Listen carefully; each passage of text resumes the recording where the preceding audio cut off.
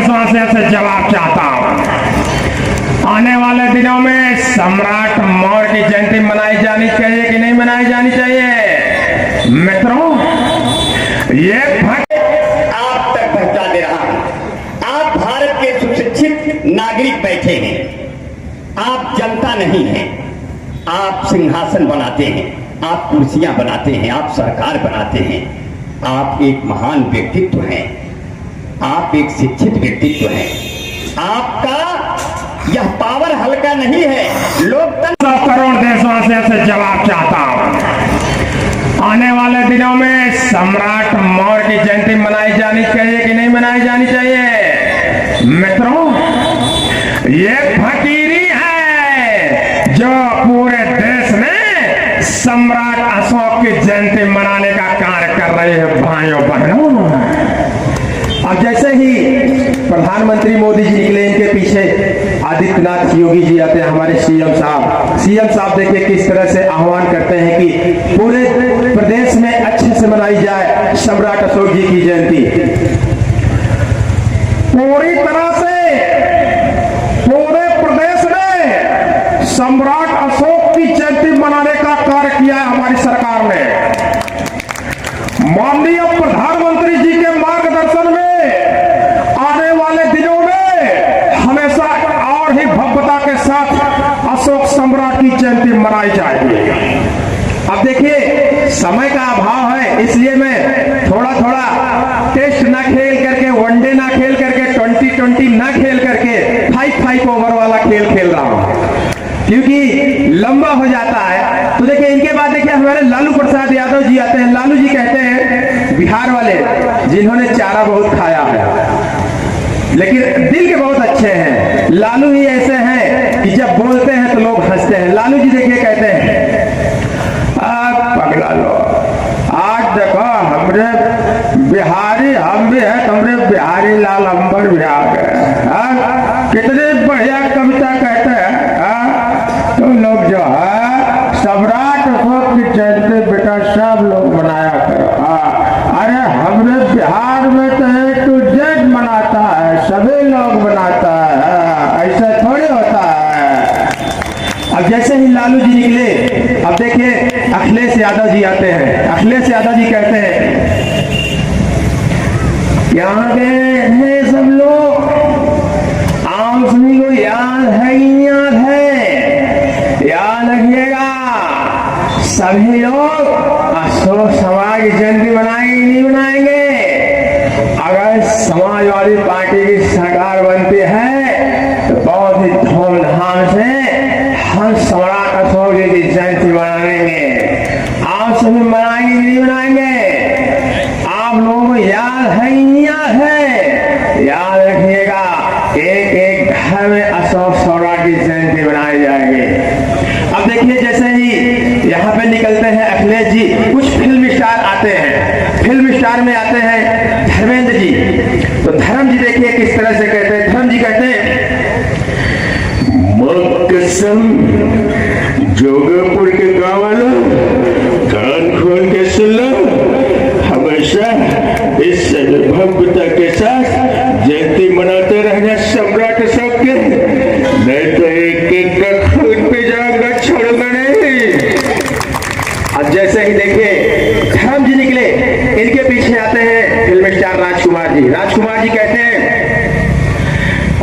यानी हम अशोक सम्राट की जयंती पहले मनाते थे और आज भी मना रहे हैं, और जहां मना रहे हैं वो जमीन भी हमारी होगी, वहां अशोक सम्राट की जयंती मनाने वाले लोग भी हमारे होंगे।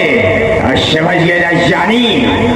अब देखिए जैसे ही राजकुमार जी निकले, इनके पीछे हास्य कलाकार जॉनी लीवर जी आते हैं। जॉनी लीवर जी कहते हैं, ये बाबा, तुम लोग जो है अशोक सम्राट की जयंती नहीं मनाते हो, चले फोटो लूंगा, छोड़ूंगा नहीं, मेरे को जानता नहीं, हमें जानने समझने पहचानने सबको जयंती बनानी पड़ेगी, नहीं समझ तो छोड़ूंगा नहीं। अब जैसे ही जॉनी जी निकले तो बहुत ही खूंखार एक तरह से विलेन हमारे अमरीश पुरी जी आते हैं। अमरीश पुरी जी कहते हैं, अरे भाई किसकी ये मजाल है? एक एक का हाथ पैर तोड़ के रख दूंगा। क्या समझे? सुना नहीं तुम लोगों ने? इस वर्ष जो भी यहाँ नहीं आए हैं, अगली बार यहाँ नहीं दिखाई दिए तो घर से घसीट के लाऊंगा, समझ गए ना? अब जैसे ही अमरीश जी निकले, हमारे फिल्म स्टार अमित जी आते हैं, अमिताभ बच्चन जी कहते हैं, अरे भाई साहब जरा सा देखिए, आप लोग जो है समझदार है। अरे हम भी जो है कभी आपके बीच में आ जाएंगे, लेकिन आप लोग जो है ध्यान दीजिए, हमारे जो है सम्राट अशोक मौर्य का, तो मैं बहुत सारे भी फिल्म स्टार हैं, लेकिन जैसा कि समय का अभाव है, बहुत सारे वक्ता भी हैं हमारे बीच में, माननीय विधायक जी भी हैं अभी, जो कि मुख्य अतिथि है, सबका सम्मान करना है। तो इस महंगाई के दौर में इतना समय मिला, इसके लिए मैं बहुत शुक्रगुजार हूँ। यहाँ पे रमेश भैया का, अभिजीत भैया का, तो बहुत बहुत धन्यवाद। बहुत बहुत धन्यवाद भाई संजय। आप तक पहुंचा दे रहा हूं। आप भारत के सुशिक्षित नागरिक बैठे हैं, आप जनता नहीं हैं। आप सिंहासन बनाते हैं, आप कुर्सियां बनाते हैं, आप सरकार बनाते हैं। आप एक महान व्यक्तित्व हैं, आप एक शिक्षित व्यक्तित्व हैं। आपका यह पावर हल्का नहीं है। लोकतंत्र में आप ही का तो पावर है। कभी रामधारी सिंह दिनकर लिखते थे, सिंहासन खाली करो कि जनता आती है। अगर जनता कुर्सी पे बैठाती है तो जनता उतार भी लेती है। इसलिए जनता, लोकतंत्र का शासन सबसे बड़ा है। हम लोग तो प्रतिनिधि हैं, ये जो बैठे हैं ये प्रतिनिधि हैं, असली पावर आप हैं। इसलिए यह पावर वो है जो लोकतंत्र से राम राज्य की दिशा में कार्य करता है। तो मैं सबको कि दिन दुखियों के डेरों में मिल जाएंगे, वो तुम्हें 7 फेरों में मिल जाएंगे। राम को तुमने ढूंढो इधर से उधर, राम सबरी के बेरों में मिल जाएंगे।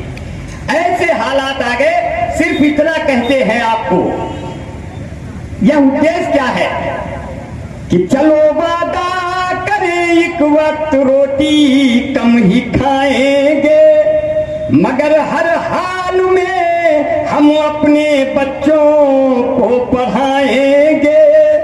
बड़े होकर तिरंगे की ऊंचाई को बढ़ाएंगे, यही बच्चे वतन की सरहदों पर काम आएंगे। यही बच्चे वतन के सरहदों पे काम आएंगे। न तो रहमान आएंगे और न राम आएंगे, मुसीबत जब भी आएगी हम ही तुम काम आएंगे। हम सब लोग मिलकर के एक दूसरे की मदद करें। भगवान को किसने देखा है? आस्था है, सबका अपना अपना प्रेम है। पत्थर में आस्था है, पेड़ों में आस्था है, पीपल में देव रहते हैं, ऐसी तमाम आस्थाएं हैं। मगर सही सही आपका कर्म अगर अच्छा है, आपको ज्ञान भी प्राप्त होगा, आपको भगवान भी प्राप्त होगा और एक नया राष्ट्र निर्माण करेंगे। इसलिए इस देश को आजाद करने में आदरणीय सबका हिस्सा रहा। हमारे बीच में भाई रमेश मौर्य जी, जो का पूर्व प्रधान जी बैठे, रमेश मौर्य जी, और निभा जी भी बैठी। हाँ जी जी, बहुत प्रणाम करते हैं। निभा जी भी बहुत बढ़िया है, बढ़िया साड़ी पहनी हुई है। अगर एक पीस इसे न कहीं साड़ी या बचा हो तो हम गए कबो कबो हम पहले परत है। इसलिए कहीं मंच पे जाते हैं, कभी स्त्रियां नहीं रहती, श्रोता रोते हैं बहुत। हम कहते हैं हमका 1 घंटा का समय दो भाई, फिर जाते हैं अपना पहन वहीं के बढ़िया आते हैं तो बेचारों का दिल रख लेते हैं। बहुत बढ़िया आपने सुना। कभी कभी तो हम और विक्टर सुल्तानपुरी, राजेश प्रतापगढ़ी, ये हम लोग जा रहे थे बंबई, टिकट ये दोनों नहीं लिए थे। विक्टर नहीं लिया था। विक्टर कहा भाई पकड़ उठेंगे अंबर भाई। हमने कहा हम जब से पैदा हुए आज तक टिकट नहीं लिए, हमारा कहीं टिकट नहीं लगा, न रेलवे में लगा, न बस में लगा, न प्रधान टिकट मिला, न विधायक मिला, न सांसद मिला, कहूँ टिकट वही ना लिए। और ऐसी स्थिति हुई, लड़ने जा रहे थे।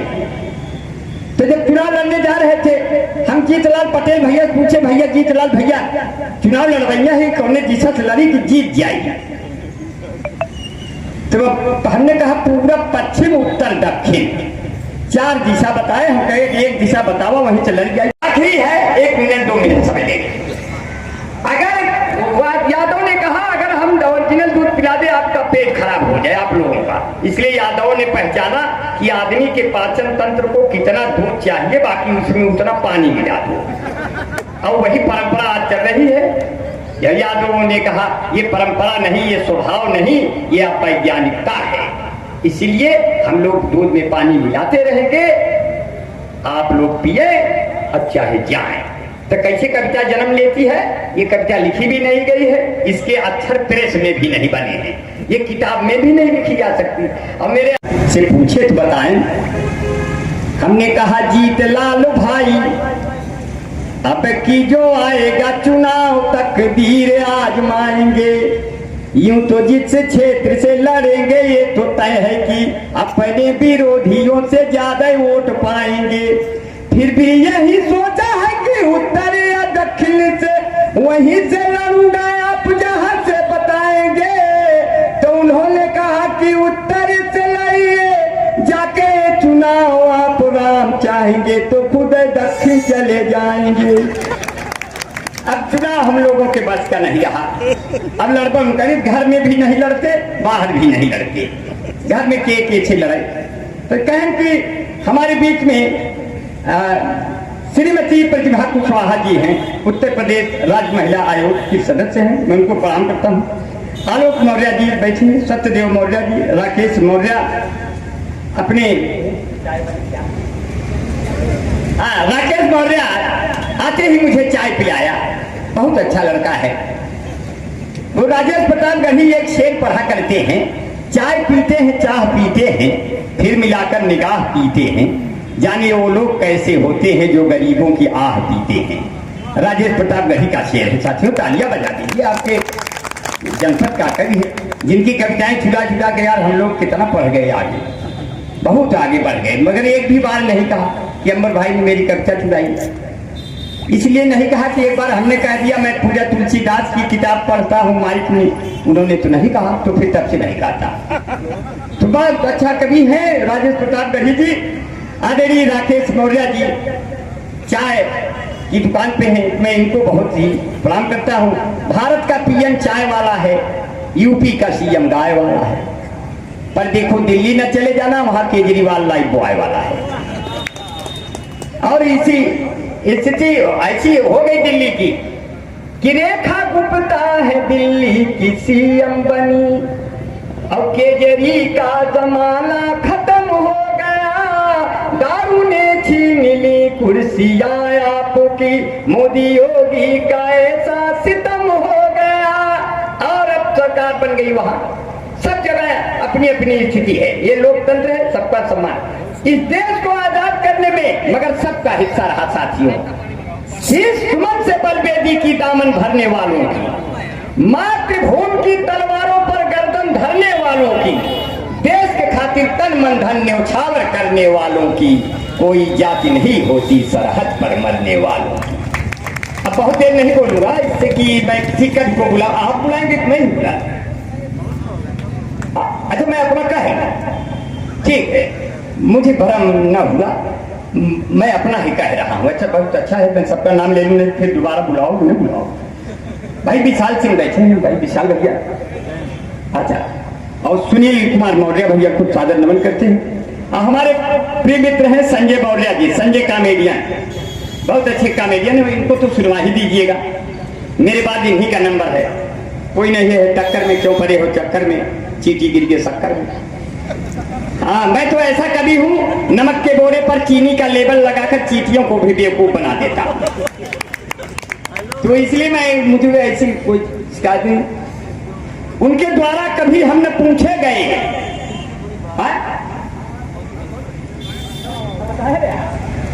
देखा एक मिनट, बहुत बढ़िया। अब भाई सागर जी ने बुला लिया है तो एक दूसरी पंक्तियां कहेंगे। जब कोई राजकुंवर राजपाट छोड़ता है, गौतम बुद्ध जैसा वो विद्वान बन जाता है।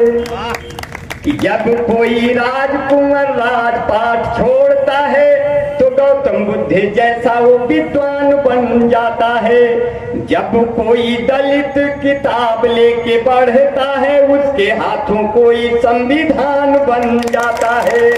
जब कोई दलित किताब लेके बढ़ता है उसके हाथों कोई संविधान बन जाता है। पत्थरों पे बार बार आते जाते रहने से रस्सियों से उस पे निशान पड़ जाता है, रस्सियों से उस पे निशान बन जाता है। जब कोई त्याग प्रेम करुणा समेटता है फिर वो अशोक सा महान बन जाता है, फिर वो अशोक सा महान बन जाता है।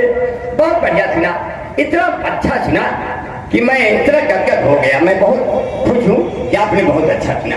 लेकिन कहते हैं बहुत अभी तो ऐसी हमारे बीच में श्री डॉक्टर जे.एन. मौर्य जी अभी बहुत अच्छा बोल रहे थे, पता नहीं है कि चले गए, शायद बहुत अच्छा, बहुत सीनियर थे और उन्होंने बहुत अच्छा बोला। उन्होंने शिक्षा पर बल दिया था कि सबको पढ़ाया जाए। सिर्फ 4 पंक्तियां इतना सा कहेंगे, हौसले इस तरह आजमाया करो, हौसले इस तरह आजमाया करो, मुश्किलों में भी तुम मुस्कुराया करो, 2 निवाले भले कम ही खाया करो, अपने बच्चों को लेकर पढ़ाया करो। सिर्फ स्कूल में ही नहीं, घर में ट्यूशन, क्योंकि स्कूल में पता नहीं क्या पढ़ाते हैं। आजकल इतनी ज्यादा बेरोजगारी है कि हर आदमी पढ़ा ही रहा है जाके कमरों में, इंग्लिश मीडियमों में हर जगह पढ़ा रहा है, मगर वहां क्या पढ़ाते हैं ये वो जाने। मगर आपके सामने जो बच्चा घर में पढ़ेगा तब वो आप जानेंगे। इसलिए आप घर में अपने बच्चों को शिक्षित करें, प्रशिक्षित करें, दीक्षित करें और वो इच्छित वरदान प्राप्त करेंगे। तो ऐसे बच्चे, ऐसे बेटे कि चलो वादा करें एक वक्त रोटी कम ही खाएंगे। आदरणीय हमारे जितने विधायक प्रतिनिधि और जितने आदरणीय वर्तमान विधायक बैठे मंच पर, सबके उद्देश्य क्या है, सबने क्या कहा है, बेल्हा की सरजमी से हिंदुस्तान के बच्चों के लिए क्या कि, और मौर्य वंश ने क्या कहा। मौर्य वंश ने ऐसे इतिहास की रचना की, ऐसे इतिहास की रचना की जिसको पढ़ते पढ़ते, रिसर्च करते करते हम लोग बूढ़े हो जा रहे हैं, मगर मौर्य वंश की गहराई तक पहुंच नहीं पा रहे हैं। आपका यह वंश, आपका खानदान बहुत बड़ा है साथियों, इसलिए कह रहे हैं कि उसका जिक्र है नहीं कहीं खानदान में, जिसका लहू चमकता है सारे मकान में। लेकिन क्या है हम लोगों का इतिहास, क्या है मौर्य वंश का इतिहास, क्या है? कहां खून अपना बहाया नहीं है मगर कागजों पे वो आया नहीं है। ये इतिहास मेरा सभी जानते हैं, कटाया है सर को, छुपाया नहीं है। और बहुत अच्छा, बहुत मन से सुना। सिर्फ यही उद्देश्य है आदरणीय, हम सब लोग ने मिल करके आजादी हासिल की साथियों। अब आप लोग तो कुशवाहा है, काछी है, मौर्य है, साथी है, लेकिन जो है कुशवाहा तो वो है। आप लोगों हो जो सब कुछ अपना कर दे स्वाहा, वही होता है सच्चे में कुशवाहा। तब जाके खेतों में हरी हरी सब्जियां उगती हैं और लोगों को हीमोग्लोबिन मिलता है। लोगों को लोहे की कमी जब पूरी करनी होती है तब मौर्य वंश के पास आता है। तब मौर्य वंश आपको हीमोग्लोबिन और लोहे की कमी पूरी, जो शरीर के इतने महत्वपूर्ण लहू में दौड़ते हुए लाल रक्त कणिकाओं और हीमोग्लोबिन और लोहे की कमी जैसी आवश्यकता भगवान की बनाई हुई शरीर में पूरा करता हो, मौर्य वंश को सादर नमन करते हैं। खेतों में इतना पालक बो देते हैं कि बालक हरे भरे दिखाई देते हैं हिंदुस्तान के। तब कैसे कहते हैं, एक छंद लिखते हैं आदरणीय शैलेंद्र भाई, आ गए शैलेंद्र भाई, शैलेंद्र सागर भाई। अरे शैलेंद्र सागर भाई, आप तो कविता के सागर है और मोथा नागर की तरह वहां कहां बैठ गए अपना गागर लेकर कि सभी कविता को सुनने का निराला मन बनाए हैं। बहुत ही दूर से कविगर हमारे बीच आए हैं। बहेगी काप की गंगा, बहेगी काप की गंगा, ये जोगापुर के आंगन में बिहारी लाल जी गागर में सागर के लाए हैं। बहुत बढ़िया सुन रहे हैं। अपने पुलिस के सभी साथी भी मुस्तैद हैं। अपनी वर्दी सलामत रहे। अपने मैदानों में अपनी पुलिस की वर्दी, सीमाओं पे अपनी सेना की वर्दी। देखता हूं कौन करेगा गुंडागर्दी। देश की अपनी पहचान, देश की शान। इसीलिए कहते हैं इस देश को आजाद करने में प्यार जब एक तरफ हो तो सजा देता, और जब दोनों तरफ हो तो मजा देता है। लेकिन दुनिया की सबसे मजबूत जाति है यादव। आप चाहे जितना सोया, मेथी, पालक, धनिया, काजू, किशमिश, गरी, छुहारा, मुनक्का खा लीजिए, लेकिन आप दूध नहीं दे सकते। और यादव दोनों टाइम दूध देता है, चाहे आधे 1 लीटर दे। अमेरिका जांच कर रही कि भारत का यादव दूध कैसे देता है। हमने कहा आपकी ये जांच कभी नहीं पूरी होगी। हाँ, अच्छा, रुपया ना भी है, लेकिन चलो बाद में बोलते। रुपया भी दिया करा ना, जब ऐसी चीज लिखा करा था। 500 रुपए का पुरस्कार रमेश मौर्य समाचार प्रतिनिधि की ओर से। जी जी, आप कहे थे राजू क्या घरे रहा क्या है, क्या है तो रुपये के बारे में एकदम बेफिक्र रहा करा। जब हम बोली पहले से निकाल लेवा करा। यह जान लिया कि रुपये बहुत जरूरत बा जीवन में। आपकी जरूरत बहुत है।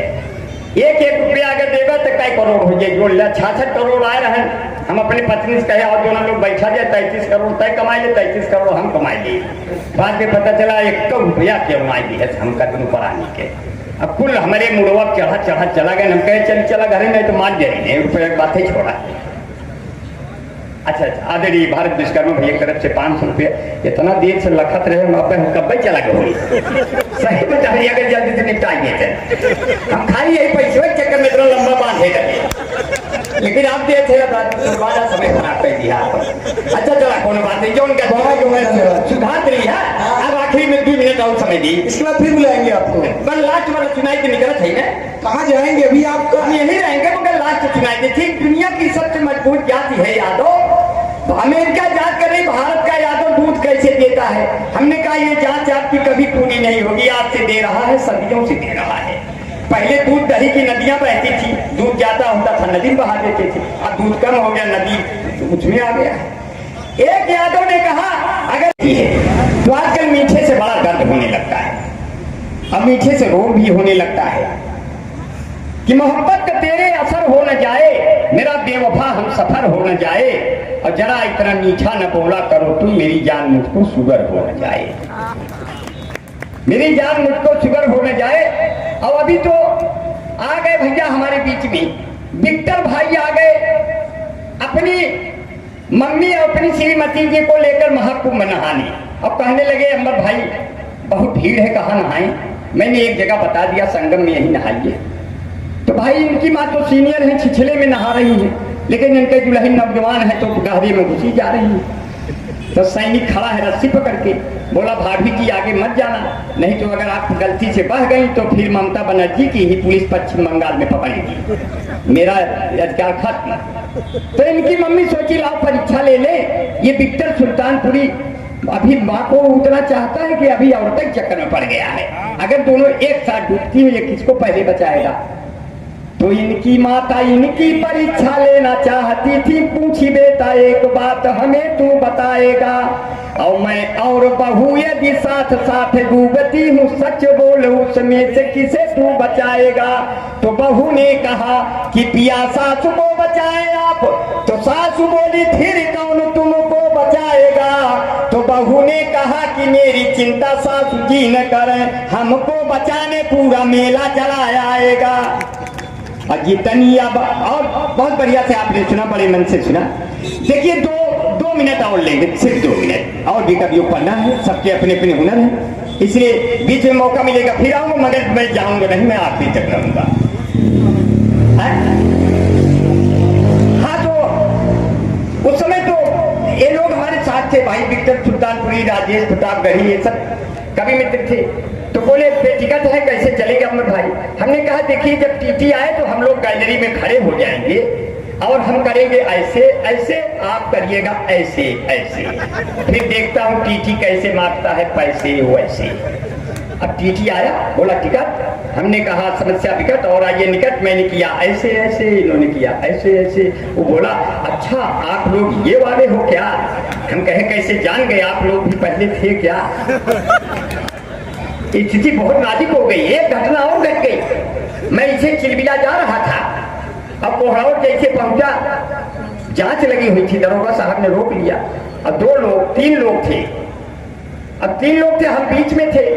अब गाड़ी चला रहा था आगे वाला और पीछे वाला। दरोगा साहब बोले ट्रिपलिंग में चलान होगा। अब हम बाल और बिल्कुल खोल के बैठे थे। बोले 3 लोग कहाँ हैं साहब? 8 लोग हैं। कहे 8 लोग कैसे हो गए? हम कहे देखिए जो आगे एक चला रहे हैं ये एक, जो हमारे पीछे बैठा है वो 2 और हम बीच में छक्का, तो 8 हो गए। तो कहा अरे बाप रे, तो नियम कानून से आगे निकल रहा है। तो हम कहे साहब तो हम निकल गए थे आगे, तब वो छोड़ दिए चला गए। जैसे ही बड़े बाल खोलकर मैं बम्बई CST स्टेशन पर उतरा तो हमको देखकर एक लड़की अपने अम्मा से कहती है अम्मा आसाराम बापू छूट गए क्या? हमने कहा अरे बिटिया हम आसाराम बापू नहीं। तो बोली बाल कटा लीजिए भरम हो रहा है। तो मैंने कहा चलते चलते कहीं सड़क पर जाम ना हो जाऊं, मैं कोई खास बात कह के आम ना हो जाऊं, और बढ़ती हुई जुल्फों को अपने देख कर सोचूं कि मैं भी धीरे धीरे आसाराम ना हो जाऊं। सैलून में गया, मैंने कहा सैलून वाले मेरे बाल काट दो। उसने कहा ये बंबई का सैलून है, 350 रुपए लगेंगे। हमने कहा हमारे पूर्वांचल प्रयागराज, सुल्तानपुर, अयोध्या और बेल्हा प्रतापगढ़ में 35 से 50 रुपए में बाल काट देते हैं। तो एक जापान वाला बैठा था, उसने कहा हमारे यहाँ इतने बड़े बाल का 70,000 लेते हैं। हमने कहा अबे तुम्हारा देश इतना पिछड़ गया है, हमारे इंडिया में 1,500 2,000 दे जो पूरा गर्दन उड़ा के। हम लोग उच्चतम भले भिन्न भिन्न हो लेकिन नीचतम हम सभी बराबर हैं। हमसे पाकिस्तान और चाइना जीते, ऐसे ज्यादा दरोगा जी लेते हैं कि जितनी आबादी है तुम्हारी वहाँ पाक सुनो, वो तनी हमारे यहाँ घास फूस लेते हैं। जितना है बम और गोला तेरे पास रखा उतने का बच्चे यहाँ कारतूस लेते हैं। जितना है खून तेरी जनता में भरा हुआ उतना तो मेरे यहाँ मच्छर चूस लेते हैं। जितना है साल का बजट तेरा पाक सुनो उतना दरोगा जी अकेले घूस लेते हैं। हमारे यहाँ राष्ट्रीयता में तुमसे आगे हैं। मैं 1 मिनट का समय लूंगा। देखिए बताओ अन्ना हजारे कहाँ गए? और एक घटना और, अब की तो महाकुंभ में इतना नजदीक से बाबा योगी ने छतों से जहाज उड़ा दिया कि हमारी औरत ने 18 बार जहाज छू लिया। हमारा पैसा बच गया भाई साहब। नहीं तो औरत बहुत जिद्दिया रही कि अब तो जहाज में घुमाओ। हम कहे तुम जहाज घूमने की बात कर रहे हो, आज तक इतना बात नीचे नहीं छू पाया। भैया भैया प्रणाम। हाँ भैया देखा इतने महान महान लोग आ रहे हैं विद्वान हमारे बीच में। पूर्व ब्लॉक प्रमुख मौलाना भाई सुधीर मौर्य जी आए हैं, इनका जोरदार तालियों से स्वागत करें। सुधीर मौर्य भैया बहुत प्रणाम करता हूँ। अरे विपिन जी भी आए हैं, उनके साथ इनका भी हार्दिक स्वागत अभिनंदन और वंदन करते हैं। भाई राकेश पटेल सभासद जी भी आए हैं, पूरे नरसिंहवाल से उनके साथ उनकी सारी टीम आई है। तहे दिल से उनका धन्यवाद आभार व्यक्त करते हैं। देखिए विपिन तो मोहब्बत के टिफिन है, विपिन तो मोहब्बत के टिफिन है और भाभी जी के बालों के पिन है। मैं उनको बहुत ही प्रणाम कर रहा हूँ आदरणीय। और अब की जहाज इतनी नजदीक से उड़े कि कई बार छू लिया। लेकिन एक घटना और घट गई मेले में, महाकुंभ में, कि वो मोहब्बतों के बाग लगाकर चली गई, दामन पे अपने दाग लगाकर चली गई। अब मोनालिसा तेरी आंखों ने कैसा किया कहर, आई थी कुंभ आग लगाकर चली गई। बाबाओं के टेंट फूक दिए और तुमको बाबा संत वहां ढूंढते रहे, तुमको बाबा संत वहां ढूंढते रहे। तुम उनको क्यों अपना हुनर दिखाकर चली गई? बूढ़े बुजुर्ग भी तुम्हें खोजते रहे, इस उम्र में उनको क्यों सताकर चली गई? सब नौजवान पागल की तरह पूछते रहे, उनको गलत पता क्यों बताकर चली गई? तुम आई थी महाकुंभ में माला को बेचने, हम सबको अपना माला जपाकर चली गई। हम सबको अपना माला जपाकर चली गई और हम सोचते थे तुम हम सबकी हो गई, तुम दूसरे का अपना बताकर चली गई वहां। और हम लोग फटे कपड़ों में अभी घूम रहे हैं, तुम अपना नया कपड़ा न पाकर चली गई। वो चली गई बॉलीवुड। हमारी पत्नी ने कहा देखो कि आप बाल वोल खोल के महाकुंभ में घुस जाओ। महाकुंभ में बाल वोल खोल के घुस गए, दरोगा साहब रोक लिए, कहे कभी जी ज्यादा बाल खोल के मत घूमो, यहाँ महामंडलेश्वर 1 घंटे में बला दे रहे हैं। बाद में पता चला लक्ष्मी नारायण जी के किन्नर अखाड़ा वाले खोज रहे हैं हमको। अब पकड़ लिए 4-5 लोग, कहे लावारिस कहाँ भटक रहे हैं, चलिए महामंडलेश्वर बन जाइए। ये महाममता कुलकर्णी जैसी हीरोइनें यहाँ इतना कुल बन जा रही, तो आप तो बहुत ऊंची हस्ती हैं, आइए आपको महामंडलेश्वर। आदरणीय हमारे बीच में श्री जीतलाल पटेल विधायक विश्वनाथगंज बैठे। जीतलाल पटेल भैया कहाँ है? हाँ भैया प्रणाम करते हैं। जीतलाल भैया को बहुत नमन करते हैं। हाँ, देशद्रोहियों की नाक में नकेल होना चाहिए, राष्ट्र हित में अब यही खेल होना चाहिए। यदि आप चाहते हो राष्ट्र फिर महान बने, नेता इस देश का पटेल होना चाहिए। हमारे बीच में राजेंद्र मौर्य भैया बैठे हैं, विधायक सदन। राजेंद्र भैया ने इतना अच्छा बोला, बहुत बढ़िया बोला। अरे बोले सब बोले यार ज्यादा हो गया क्या भैया? हाँ वर्मा जी, अरे भैया जब इतने विधायक एक साथ आए हैं, थोड़ा इधर उधर हो गया है, मतलब हमारी कहती। मैं ऐसी बात नहीं कि राजेंद्र भैया ऐसी बात नहीं है। दरअसल हम विधायक का चुनाव लड़वाइया रहे, तो हमारे औरत के बिना विधायक का चुनाव क्यों लड़ेंगे? आप हम कहे हम ईमानदार है, लायक है, तो हमारी औरत कहती है लायक है के का कर दिया, नालायक है के का कर दिया, जब लूटे घसोट न कर दिया फिर विधायक है के का कर दिया। तो भाई सबके अपने अपने देन है, अपना अपना हिसाब किताब। लेकिन कहना है साथियों, ये देखिए जिसके उपलक्ष्य में यहाँ हम खड़े हैं, सिर्फ एक छंद बना दे रहे हैं। सागर भाई आप तो कवि हैं और कवि मंच पे भी है, लेकिन मेरा मानना है जो कविता को सुनता है या किसी अच्छी वाणी या किसी प्रवचन को सुनता है, वो भी कवि होता है, वो भी विद्वान होता है, नहीं तो उसको न सुनिए। तो इसलिए जो भी सुनता रहता है वो भी उसी तरह का होता है, तभी वो सुनता है, नहीं तो नहीं सुनिए। तो सिर्फ इतना कहते हैं साथियों, हमारे बीच में राजकुमार पाल पूर्व विधायक प्रदेश अध्यक्ष उत्तर प्रदेश, राजकुमार भैया बैठे हैं। भैया प्रणाम करते हैं। देखिए राजकुमार भैया के बाल पक गए हैं, फिर भी इन्हें प्रेम रौनक रहा है। सुधीर मौर्य भैया पूर्व ब्लॉक प्रमुख आ गए, बहुत देखने में स्मार्ट है सुधीर भैया। और सुधीर भैया मुझे देखता है 2 मिनट के लिए अधीर हो जाता है, क्योंकि बढ़िया कपड़ा पहनने हैं और मैं इनको बहुत नमन करता हूँ। आदरणीय अरुण मौर्य विधायक प्रतिनिधि जी बैठे हैं। अरुण भैया, अरुण यह मधुमेह देश हमारा, कहाँ है अरुण जी? भैया भैया प्रणाम। अरुण यह मधुमेह देश हमारा, जहाँ पहुंच अनजान क्षितिज को मिलता एक सहारा। अरुण ये मधुमेह देश हमारा।